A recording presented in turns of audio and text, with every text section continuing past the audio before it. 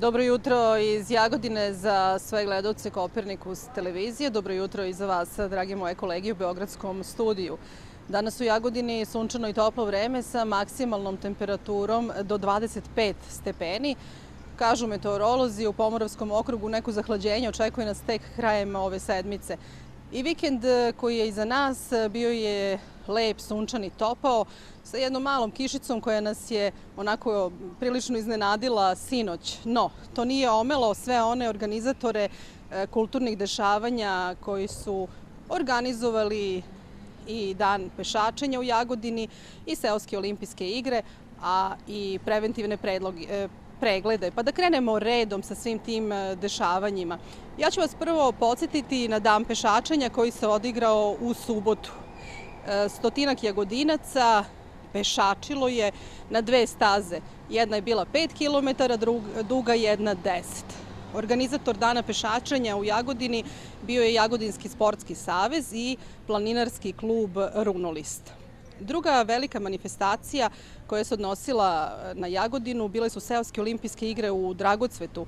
20 sela, preko 300 takmičara, 11 disciplina. Prelazimo na nedelju. Pomenuh već da su u nedelju organizovani preventivni lekarski pregledi za stanovništvo Jagodine. Tako je uostalom bilo i u celoj Srbiji, u svim opštim bolnicama.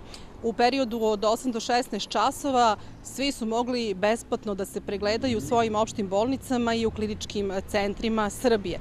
Gost u Jagodini bio je državni sekretar u Ministarstvu zdravlja Berislav Vekić, koji je ovom prilikom i napomenuo da smo, nažalost, treći u Evropi kada su u pitanju srčane bolesti i da preko 700.000 ljudi u Srbiji boluje od nekog vida šećerne bolesti. Mnogi, nažalost, čak i ne znaju da su bolesni, pa ovi preventivni pregledi koje Ministarstvo zdravlja planira čak i na svake 2 nedelje u svim opštim bolnicama će biti praksa u buduće. Da čujemo šta je o tome rekao i direktor opšte bolnice u Jagodini Miloš Lukić.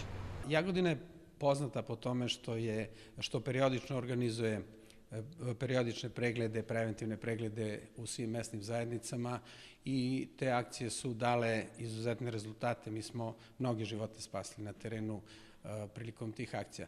Mislim da je jutros već bilo takvih slučajeva da su pojedini pacijenti odmah upućeni na dalje lečenje i hospitalizaciju upravo jer verovatno iz nepažnje ili neznanja ili nekih drugih socijalnih razloga nisu bili u mogućnosti da dođu do lekara, tako da su došli u takvo zdravstveno stanje.